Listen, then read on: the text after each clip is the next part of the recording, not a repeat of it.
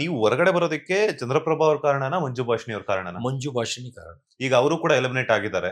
ನನ್ ಜೊತೆ ಅವರು ಬಂದ್ರು ಸರ್ ನಿನ್ನೆ. ಸೊ ಎಷ್ಟು ಖುಷಿ ಕೊಟ್ಟಿದೆ. ಖುಷಿ ಹೋಗ್ತಿದ್ದಂಗೆ ನೋಡಿದೆ, ನನ್ನ ಆಚೆ ಹಾಕ್ತೀನಿ ಅಂದ್ಬಿಟ್ಟು ನೀವು ಆಚೆ ಬಂದ್ಬಿಟ್ಟಿದೀರಾ ಅಂದೆ. ಎಲ್ಲ ನಿಮ್ ಪ್ರಭಾವ ಅಂದ್ರು. ಹಂಗೆ ಮೇಡಮ್ ನಮ್ನ ಅಲ್ಲಿ ಸಿಕ್ಕಿದ್ರು ಸ್ಟೇಜ್ ಅಲ್ಲಿ. ಅವ್ರಿಬ್ರು ಹೋದ್ಮೇಲೆ ನಾನ್ ಸೆಕೆಂಡ್ ಹೋಗಿದ್ದು.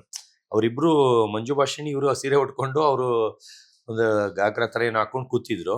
ಅವ್ರ ಎಂಟ್ರಿ ಆದ್ಮೇಲೆ ನಂದು ಇವತ್ತು ಬರುತ್ತೆ ಸರ್ ಅದು. ಅವ್ರಿಬ್ರು ಸ್ಟೇಜಿಗೆ ಬರ್ತಾರೆ. ಅವ್ರದ್ದು ಆಚೆ ಬರೋ ಟೈಮ್ ನಂದು ಎಂಟ್ರಿ. ಅವ್ರ ಆ ಕಡೆಯಿಂದ ನಂದು ಈ ಕಡೆಯಿಂದ. ಸೊ ಏನ್ ಹೇಳಿದ್ರಿ ಸಿಕ್ಕಾಗ?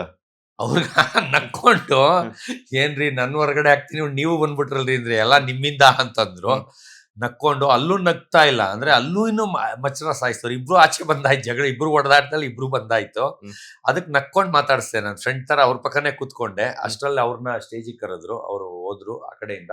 ನನ್ನ ಅಷ್ಟ್ರಲ್ಲಿ ಹಿಂದೆಯಿಂದ ಕರ್ಕೊಂಡ್ಬಂದು ಮೇನ್ ಹಿಂಗೆ ಗೇಟ್ ಇಂದ ಇಲ್ಲಿಂದ ಅವ್ರನ್ನ ಹಿಂದೆಯಿಂದ ಮೇಲಿಂದ ಕೆಳಗೆ, ನನ್ನ ಕೆಳಗಿಂದ ಮೇಲತ್ತಿಸಿದ್ರು.